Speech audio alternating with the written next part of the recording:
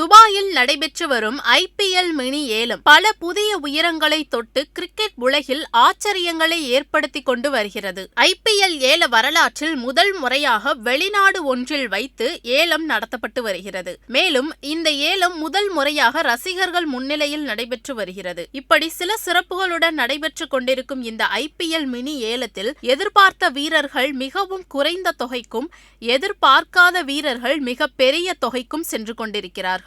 மேலும் IPL வரலாற்றில் இதுவரை இல்லாத அளவிற்கு சன்ரைசர்ஸ் ஹைதராபாத் அணி ஆஸ்திரேலியாவின் கேப்டன் பேட் கமின்ஸை 20.50 கோடி ரூபாய் கொடுத்து ராயல் சேலஞ்சர்ஸ் பெங்களூரு அணியிடம் போட்டியிட்டு வாங்கியது. இந்த ஏலத்தில் இதற்கு மேல் ஒரு வீரரை இவ்வளவு தொகைக்கு சென்று யாரும் வாங்க மாட்டார்கள் என்று எல்லோரும் நினைத்திருந்தார்கள். ஆனால் அதை கொல்கத்தா மற்றும் குஜராத் 2 அணிகளும் மாற்றி எழுதியிருக்கின்றன. ஆஸ்திரேலியாவின் மிச்சல் ஸ்டார்க் தன்னுடைய அடிப்படை விலையான 2 கோடி ரூபாய்க்கு ஏலத்திற்கு வந்தார். ஆரம்பத்தில் அவருக்கு ஏலத்தில் மும்பை மற்றும் டெல்லி அணிகள் மோதின. டெல்லி அணி சார்பில் ரிஷப் பண்ட் ஏலம் கேட்டார்.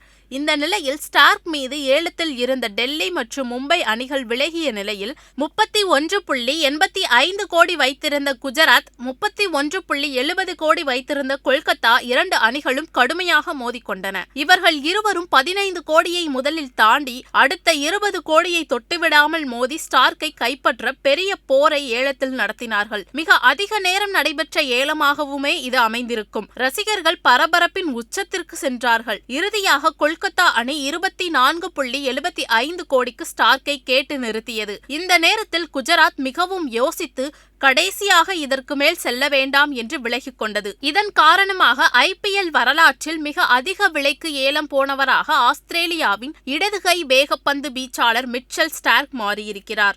மேலும் தனது சக நாட்டவரான பேட் கமின்ஸ் படைத்திருந்த சாதனையை சில மணி நேரங்களில் முறியடித்தார்.